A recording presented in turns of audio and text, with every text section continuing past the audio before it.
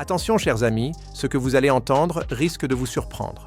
Ce qui se passe actuellement entre Rome et Paris dépasse de loin un simple désaccord politique. C'est un véritable tremblement de terre, un bouleversement qui secoue les fondations même de l'Europe. Giorgia Meloni, la première ministre italienne au tempérament audacieux, lance un ultimatum clair et sans compromis à Emmanuel Macron, président français. Ces mots frappent fort. Il est temps de repenser les alliances et de remettre en question les vieilles stratégies politiques. Le contexte est explosif et nous allons décortiquer chaque détail. Cette confrontation redéfinit la carte politique européenne. Elle révèle des fissures profondes dans les alliances fragiles et réveille des consciences longtemps silencieuses. Restez avec le révélateur, car nous allons vous exposer les dessous cachés de cette crise et les conséquences possibles pour la France et toute l'Europe.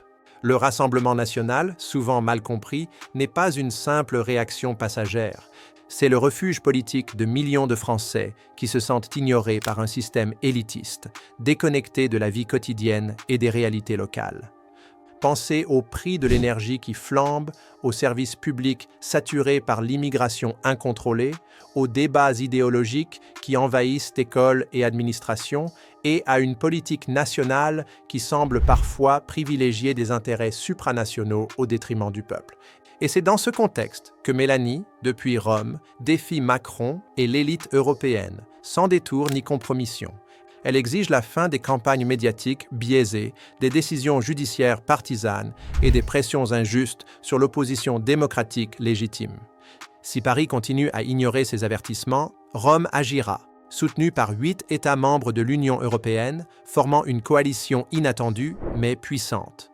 Les implications vont bien au-delà de la simple politique intérieure.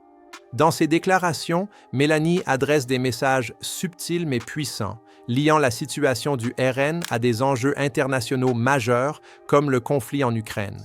Chaque mot compte et révèle la réalité des tensions diplomatiques et militaires. Même le retour de figures comme Donald Trump et l'implication de pays comme la Finlande montrent qu'une diplomatie pragmatique et réaliste tente d'émerger. L'Ukraine elle-même se félicite des initiatives de dialogue et de négociation pour une paix tangible, loin des postures idéologiques. Entre les lignes, Meloni montre que Macron est un obstacle à cette paix en Europe. Ses pressions constantes, ses demandes d'armement et de sanctions supplémentaires compliquent les efforts collectifs. Rome, en revanche, avance de manière pragmatique et mesurée. L'Italie refuse l'envoi de soldats français en Ukraine, dénonçant un plan irréaliste de déploiement militaire européen. Meloni critique les projets fantaisistes de Berlin et Londres et questionne le nombre de troupes réellement nécessaires face à la Russie. Les gestes et réactions de Meloni, observés par les médias internationaux, révèlent l'écart croissant entre Macron et la réalité géopolitique. Elle mise sur la diplomatie, la patience et les compromis, tandis que la France semble parfois enfermée dans une rigidité idéologique coûteuse. L'Italie, sous Meloni, a diversifié son énergie, mis fin à sa dépendance au gaz russe et prend des décisions concrètes pour la sécurité et la prospérité nationale. Pendant ce temps, Paris reste bloqué par des discours et des postures symboliques. Meloni clame haut et fort « L'Europe a besoin de leaders qui construisent la paix pierre par pierre et non de ceux qui l'empêchent par des postures politiques. » En parallèle, la migration et la souveraineté nationale deviennent des sujets cruciaux pour 8 États européens, qui s'opposent frontalement à certaines décisions judiciaires supranationales.